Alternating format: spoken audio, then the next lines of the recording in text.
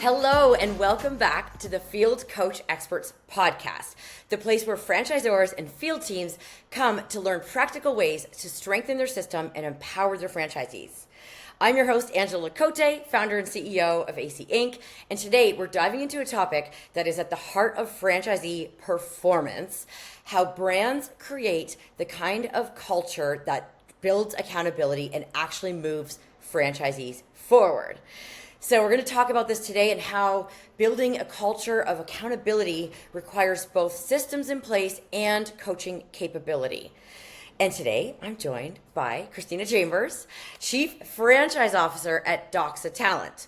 Christina leads the full franchisee journey from franchise development and discovery to training, coaching, and long-term franchisee success.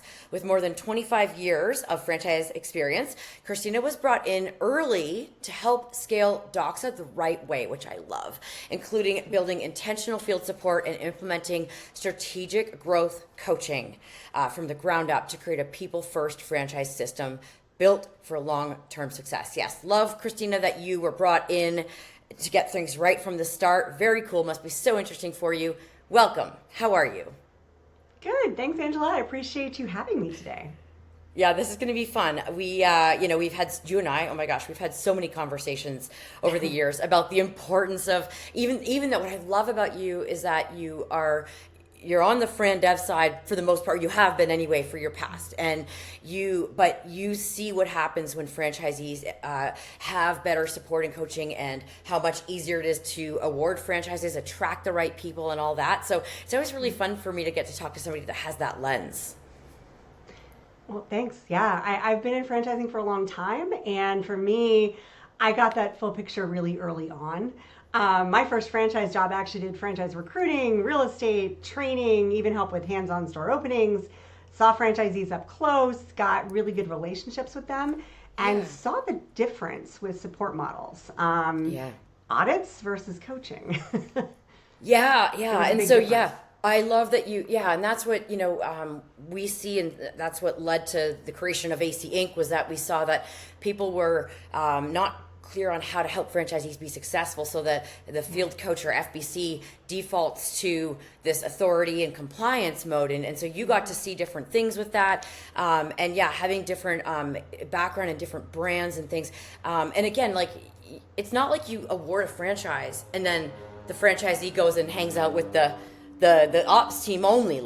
I've heard that the franchisee you're their main point of contact initially, so they've built trust with you, right? And so they did, have you had times in the past where they come back to you and say, Christina, this isn't what I thought, and then you're trying to explain it? Does that happen sometimes? I think a lot not of now, because you're doing it differently. Yeah, no, in the past, they would come back to you more with questions. Not hey, I thought it was going to be different. It was I think a lot of times they didn't really have the right expectation for what coaching meant back then, or what a franchise business consultant would do. When that FBC would slide into audit mode and just say, hey, here's what you did right, here's what you did wrong, keep it clean, see you next quarter. They thought that was normal. But a lot of times when they'd come back with questions that they weren't getting answered. And that's where interesting. We gap. Right. So then they'd be like, you should know the answer because you were the one that I built trust with, and all of that. So hearing that, then what made coach development? So you knew right away we've got to systemize things, develop these coaches. What was it that made it such an important priority for you?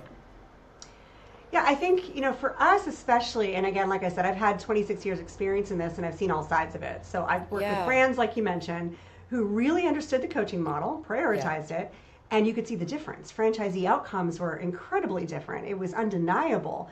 And then my husband and I were actually franchisees at one point. Right, I love that.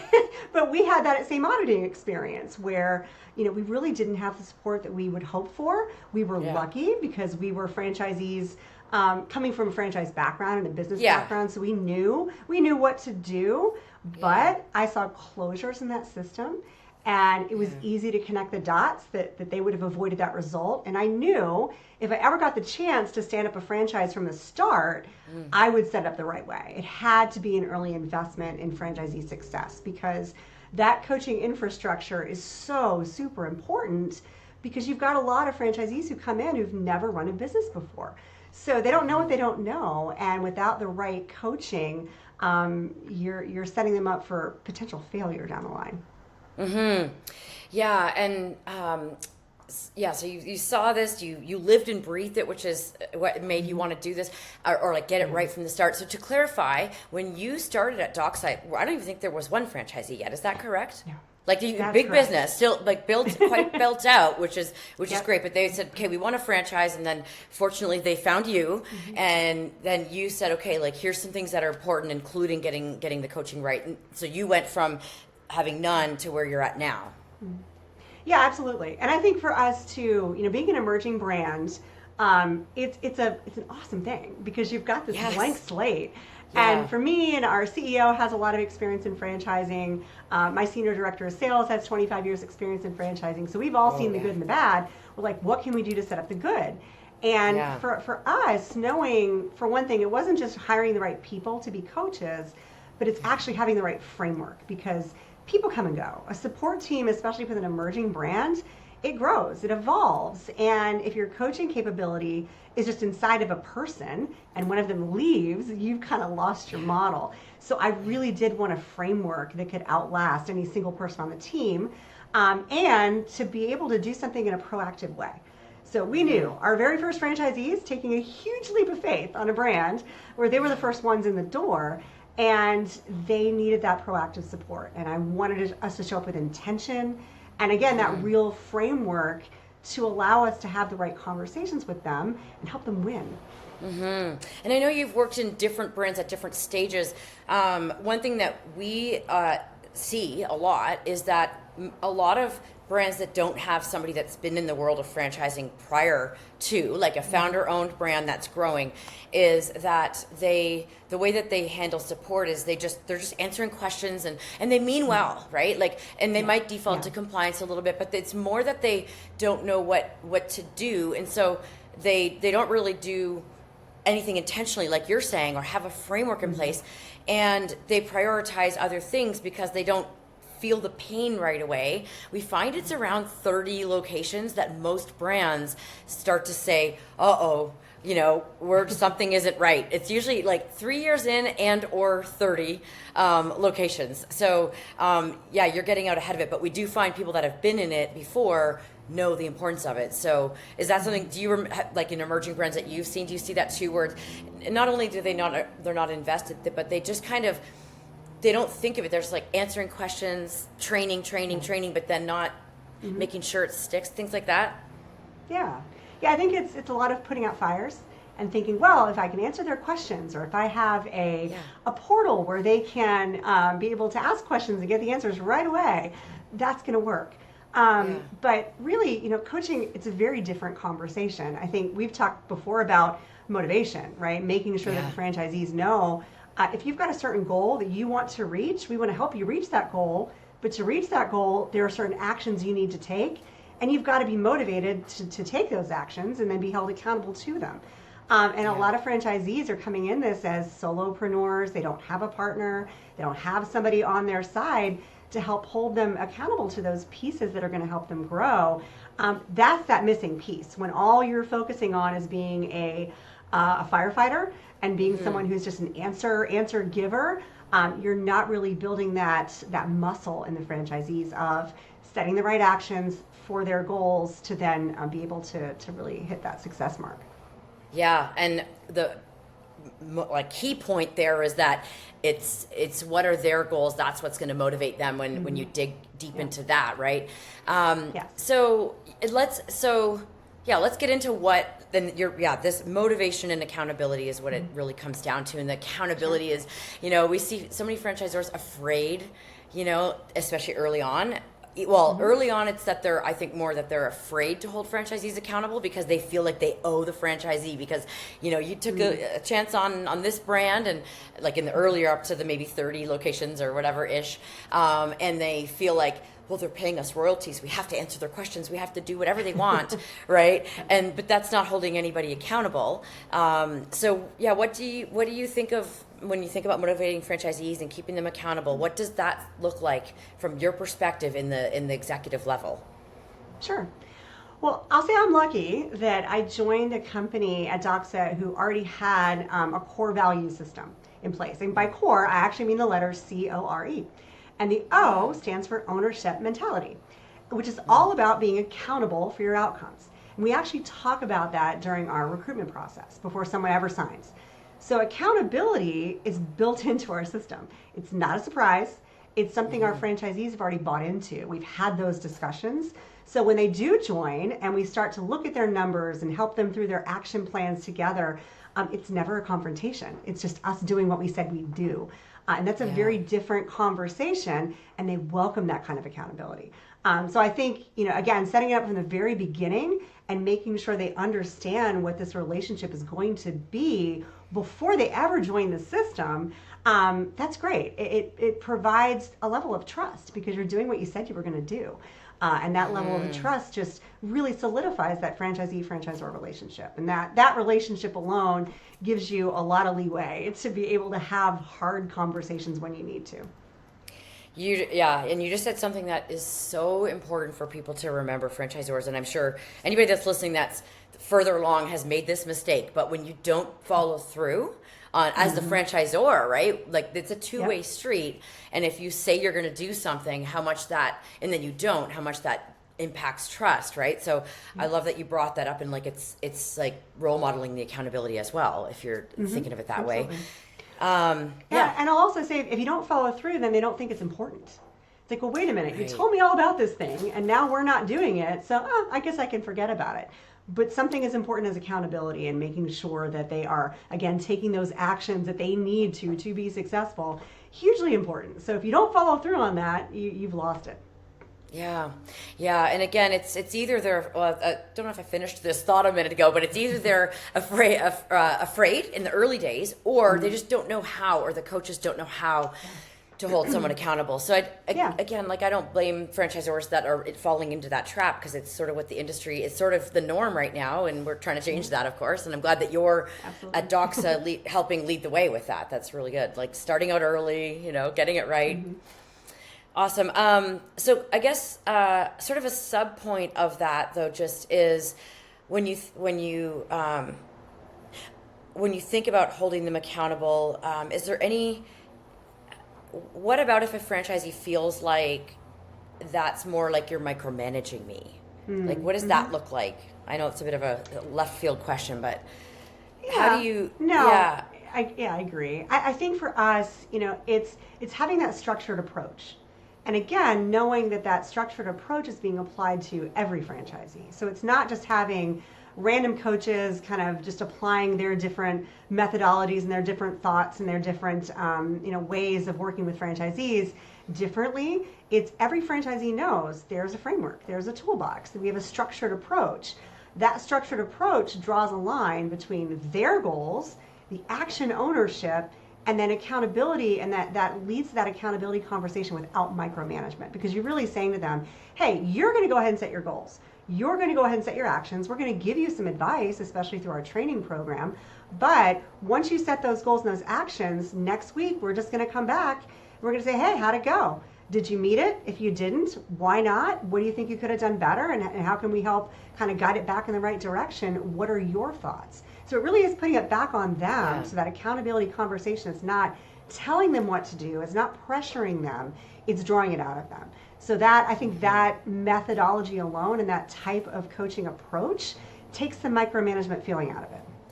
I think, you're bang on that, like what happened? How can we help you? Right? Like that's different than micromanaging. You didn't do your calls, you didn't hit your goals, that's micromanaging, right? If you just come in and do that, but it's like, let's talk about this, right? And it's so simple. It's just shifting.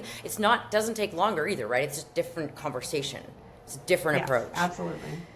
Awesome. Well, so you knew that you wanted to get this set up right, and so you chose to get some development for your first coach that you've had, and different people on your team have had some exposure to that. And you also knew you wanted to bring in a framework or like a playbook that people could use so that everything was systemized. And I think a lot of people think, oh, we'll just build that ourselves. So why, and this isn't meant to be a plug for AC Inc., whether people go to AC Inc. or otherwise, why invest in outside coaching development versus do it yourself and or investing in getting a framework that's already built? Yeah. I mean, honestly, I'll say I've known you for years. Yeah. I've watched the results you've driven for other franchise systems. I've heard, I will say, the social proof within the franchise industry. And that track record matters a lot because for me, especially, standing up a new franchise brand, I had a lot to do. And I know that my expertise is not in coaching coaches. Almost nobody's is. There's nobody else in the industry that I've ever come across that's specifically focused on coaching the coaches. There's leadership development, there's franchisee training, but that field coach training rarely exists. So why wouldn't I go to the expert? And just knowing that you've got a huge team behind you that was able to pull from information from other systems, what's working, what's not, to be able to really put together the right framework, the right toolboxes that I knew we could plug and play. I think for me especially too, timing is a big thing. Timing is money. If you're going to start a franchise, especially an emerging franchise, and you're just going to leave it to risk that your franchisees will figure it out, or you'll have coaches that may not really know what they're doing, they're just going to work through it, they're going to learn as they go. That extra time is dollars. It's potential royalties. So, to me, it was what could we do to get something spun up fast? It's going to be the right thing for us that would allow our franchisees from day one, our early franchisees from day one, to actually have the right experience with our coaches. So that was really my biggest motivation in choosing to have outside coaching. That's awesome. I think the thing we hear a lot with the earlier brands that use us is like, then I don't have to focus on that, just go tap into something that's already out there instead of creating our own thing. But thank you also for that, for the lovely shout out as well, of course. And it's obviously been over time, just really trying to figure out what do people currently do, what's missing, what do they need, and realizing people need to coach the code, like they need training and skill development, right, for these folks. How I'd love to know, I know it's early, but how is it translating, what's happening, in the field, with your support? What are you seeing as a result? Sure. As far as metrics are concerned, it's a little early. We're just a year into franchising. We've got 6 franchisees who are out in the field today. One of them who is at that year mark. So I can at least say for her, from when she started to when she ended last year, she actually was able to double her monthly gross profit by end of year. Oh, wow. And when I talked to her, she attributes a lot of that to the fact that she had a coach, that she had someone who was helping her kind of notice the gaps in what she was doing, where she was leaving things on the table, actually even going through her P&Ls early because she was, she was doing so much business that the P&Ls made sense to look at from an early standpoint. And every week I would kind of check in with her and she'd say, oh my gosh, the coaching conversations are completely valuable for me because I'm noticing things that I know I could spend more on marketing here. I could go to this event instead of this event because I'm seeing the numbers in a different way. So even just those anecdotal stories, incredibly good support for the fact that we had a good training program. And then all of our franchisees, which is pretty incredible to me for a B2B consulting business, which is typically a really long ramp up time period for most franchises in this space, they all signed their first clients within 90 days of training. And most of that was due to the action steps and structured weekly follow-ups that we guided them through. So again, great start for a consulting business. And those early wins absolutely have helped us create momentum, motivation, good validation. So we're bringing new franchisees in. And all of that, I don't think we would have had if we hadn't had those kind of regular cadence of coaching conversations. Mm-hmm. Oh, I love that. And I'm going to make an assumption here that when you say coaching conversations, like they were done in a coaching forward approach versus, this whole just kind of telling people what to do. We call that consulting versus coaching, right? Yeah, absolutely.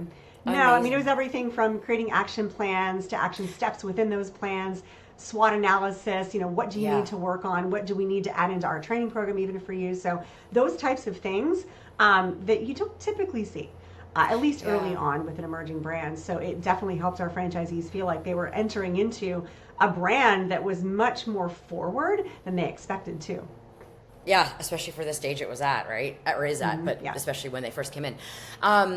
I'm curious, so a lot of people rave about the toolbox that we provide, and I don't want to say just provide, because it's not just that we hand it to people. We work with people to customize it or whatever they need.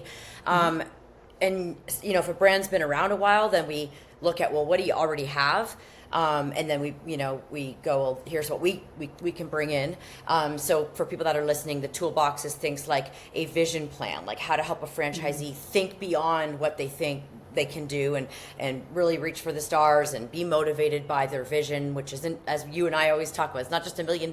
It's what do you want that for, right? Exactly. Yeah, so the toolbox has the vision plan, it has the activity tracker, the marketing activity tracker, like local marketing, things like that.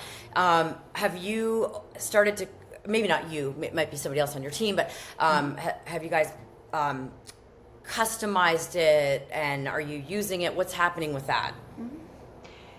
Yeah, well, absolutely. From day one, all of our franchisees got their toolbox. Our coach led them through it. I would say the vision plan, the action tracker, not as much the marketing spend, only because we're a little bit of a different type of franchise when it comes to marketing. Most of what we do is outbound networking events, things like that. Yeah. So that action tracker ended up being the biggest piece of this. And then the vision plan too. I think with our franchisees, many of them were in that 1 year view.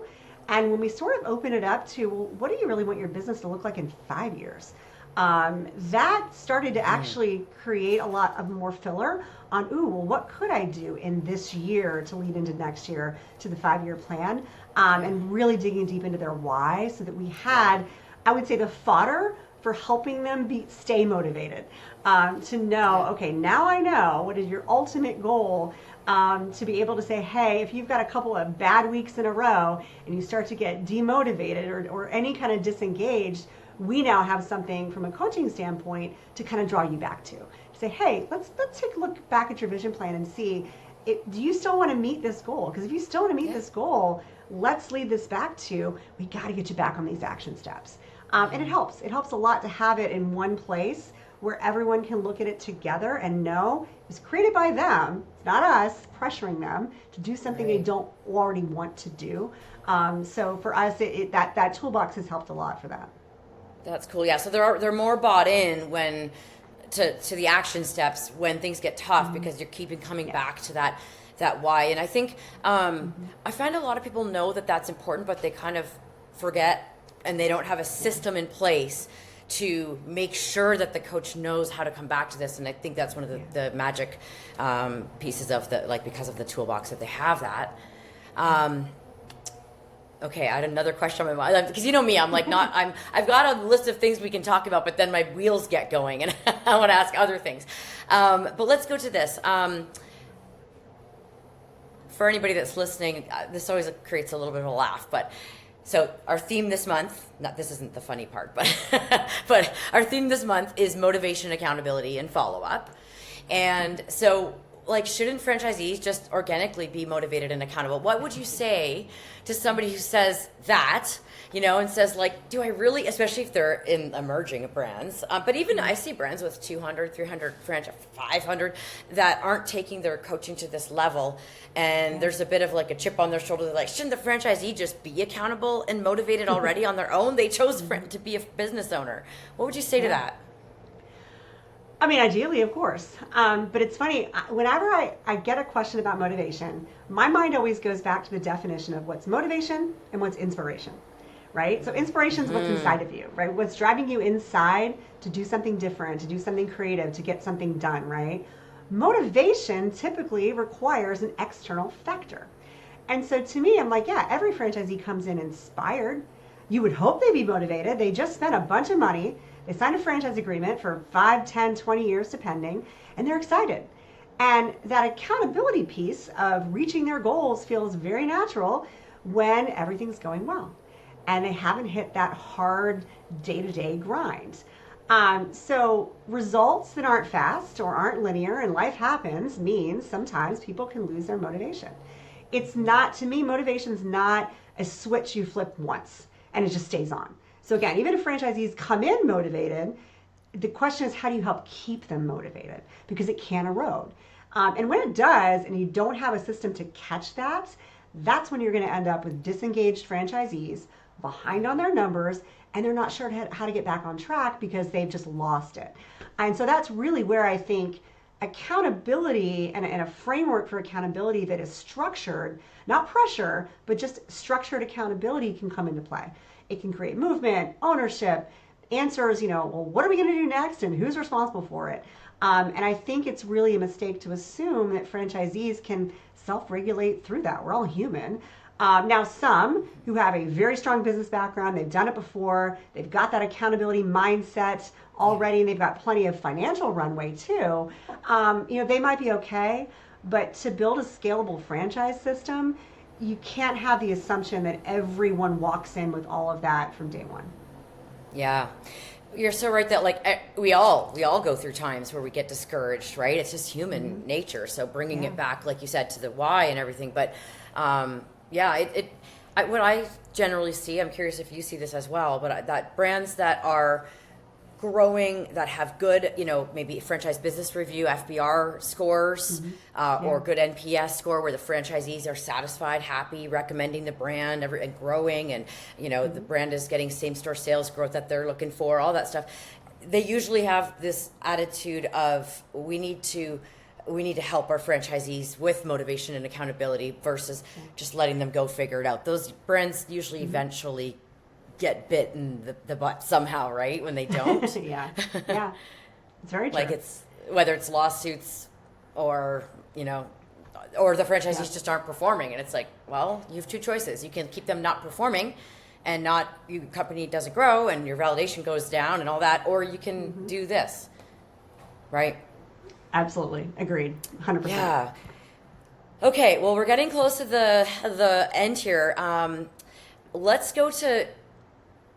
Well, actually, first of all, I want to give you a shout out because I think that anybody that would become, it sounds like, when you think about people that would be looking to become a franchisee of a brand, they don't know what support means, right? They go, and people tell them, well, find out what the support's like. And there's support out there that's, like we said, just kind of answering your questions, making sure you're compliant, maybe offering a good LMS, like a learning management system, good technologies figured out, and, maybe there's a good hub with resources and some marketing assets. Those are all really important things. But if you don't have that dedicated coach that's not just there to answer questions, but be thinking about the business, the growth, as a prospective franchisee, I encourage, if anybody of those are listening, that's what you want to look for, a brand that, like DOXA, that's going to care about your growth, not just leave you to figure it out or just answer it. And then there's over support when brands, they don't hold franchisees accountable, but they do everything for them, which is also not good, right? So so shout out to you for that. Have you seen that in different brands where they over support, but it's not it's more of a reactive approach? Yeah, and it doesn't last long usually. Honestly, I've seen a couple of those brands end up saying, we're going to stop franchising because they realize, what, we're spending so much money doing this, we might as well just have corporate locations. And they buy them back and they get out of franchising. So, that's it. I will say, so there's one analogy that I want to give a shout out to Dan Monahan, because I know he's somebody that you and I both know. He talks about planting royalty trees, and I love that analogy. For franchise brands, that's what you're doing. You're planting royalty trees by having these franchisees who are, they're building a business, they're being successful, and they're growing. But if you don't water and prune those trees, they don't grow. And if they don't grow, and I look at my coach and our coaches as the ones that are doing that kind of gardening work. And so it's super, super important to make sure you have those right people and that right framework to do that kind of gardening work. I like analogies. Yeah. So throwing out Dan's comments when Yeah, I love that. Yeah, Dan's a friend and mentor for sure, so I'll have to make sure he listens to this. And actually, that brings up a really important point that I also want to say, at the end of the day, this is business. Like, we're not talking fluffy here. We're talking about franchisees also. When we say accountable and franchisors being accountable, we're talking about that mutual, responsibility to grow your business and to be accountable, because at the end of the day, it's business. We need to make money, right? We shouldn't shy away from talking about that. The franchisee needs to make money. The franchisor needs to make money. It may be a situation where you've got to create shareholder value, and this isn't just, I think I'm not going to do that because it's so fluffy. No, this is what actually drives engagement and performance, which leads to improved royalty revenue and all the things that franchisors want. Anything you want to say about that? No, it's that flywheel effect that everybody loves talking about, right? Franchisees are happy when their business is doing well, and the marker to know your business is doing well is you're making money. Duh. Mm-hmm. Yeah. And anybody's why is typically tied somehow to making money. It's what is that money going to then get you? What is that money going to do for you down the line? And so if you're focused on that franchisee success and franchisees making money, then ultimately you will make money as a brand, because then your royalties go up. And then as your franchisees are successful and they make money and they're happy, they're going to tell everyone else that they're happy. So you get new franchisees in the business that then grows your brand even more. And it just keeps going and going and going like that. And yes, that should be the franchise model. It is happy franchisees create strong, sustained, successful brands that just keep growing and scaling. Yeah, I like to say happy and engaged, because and I'm sure you know where I'm going with this. Like, they could be happy but not making, like, maybe small or not growing, right? But if they're engaged, they're probably engaged with their community, engaged with growth, engaged with the franchisor. Would you agree? Yes, and engaged with each other. For us, it's huge for us, because then that peer performance, just, again, rising tide lifts all boats. We love that. We love that term, and we say it all the time. And so it's that engagement. It starts from within, and then it snakes out from there. Yeah, I really hope that franchisees that are, catch on to this more and more, that there are brands out there like DOXA that are serious about helping you grow, and not just going to throw more marketing at things and try to expect it to work, right? Because that might save you in the moment, but it's not sustainable. So, okay, so let's go to advice for other franchisors. I think what I want to specifically ask here is, if there's people out there that don't, you get it right away because you've been in franchising, and we see that there are people that get it right away, because you have felt the pain, right? So you want to start early. What advice do you have for people, franchise leaders, who, even if they're 200, 300 units in, they're not prioritizing the development, or maybe even like 800, right, units, and they've got like 25 coaches or something, that aren't prioritizing coach development and systemizing support across the brand? If they're hesitant because it takes time, right? Like, that's a big thing. We hear a lot, like, we want to do this, but we don't have time, or we don't have the capital, the budget right now. What would you say to people that might help them understand the value of in really investing in systemizing and setting up your, like, developing coaches? Yeah. I think I would start with, if you don't think you have the capital or the budget to do it, it's going to come back to you. Your coaches are the most important relationship that your franchisees will have with your brand. And if you invest in making them better at that job, then you're investing in franchisee performance. And again, going back to the whole royalty tree analogy, if you invest in franchisee performance, that's going to drive dollars to your budget. And I think a lot of franchise leaders assume that if they just hire some smart and experienced people, they'll just figure out how to coach. And maybe they will eventually, but that eventually is the expensive part.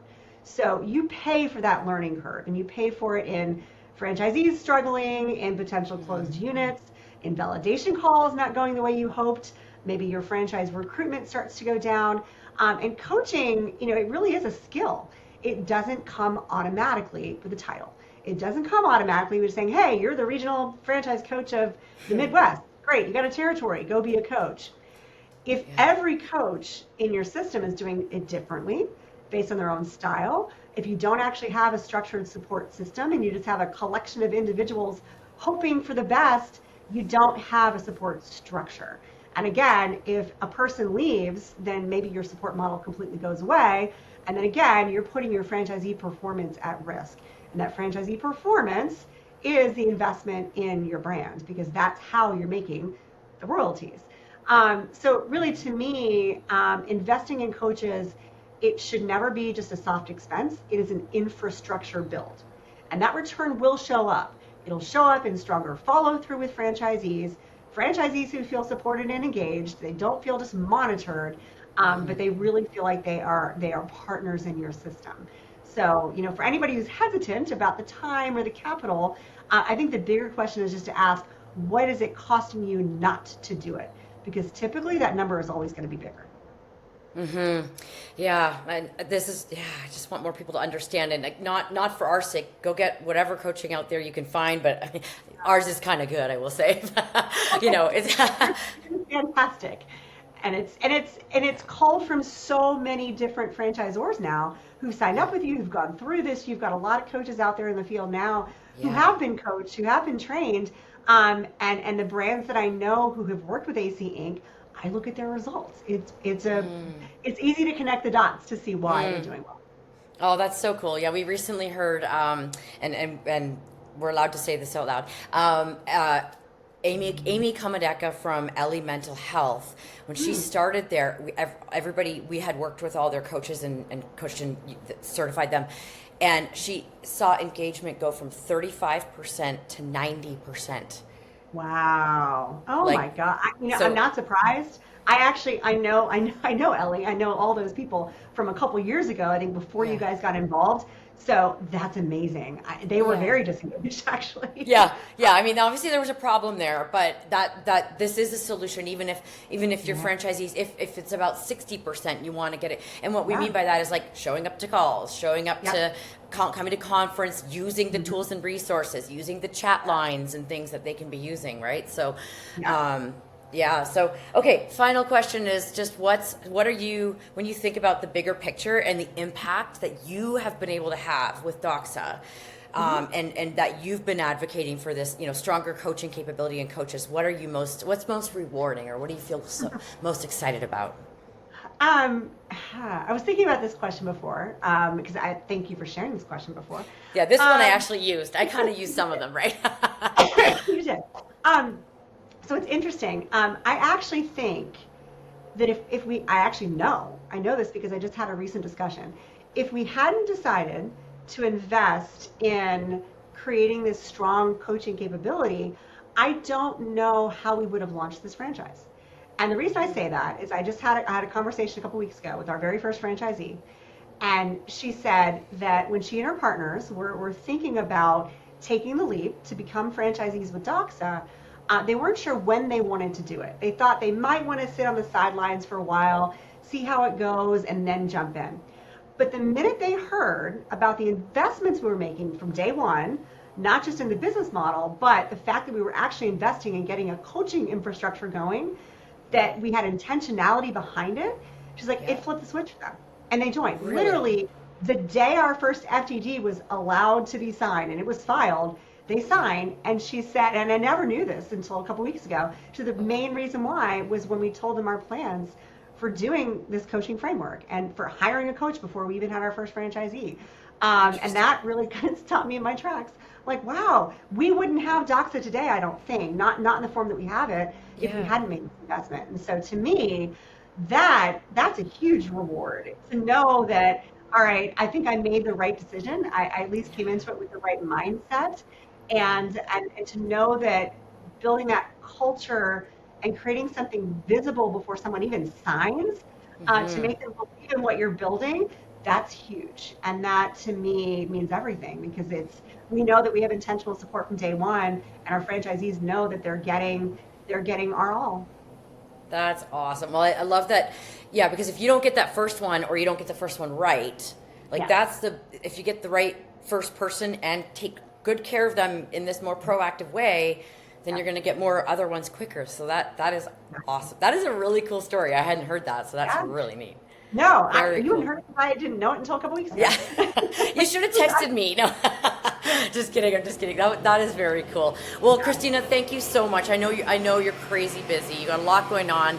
Sincerely appreciate you taking the time to hang out with me and share all this and just helping us change the industry. We're just changing franchising. So really thank you for this and for just being a part of it. And for being an amazing part of our roundtable community over the years. You're an OG in that. So thank you for all of that. You keep me sane. I love being able to have my franchise family around me on a weekly basis, and I learn something new every day. So I appreciate it. Love it. Love it. Love it. All right. Well, we'll wrap it up here. Thanks, everybody, for joining us today on the Field Coach Experts podcast. We'll see everyone next week. And in the meantime, go be awesome.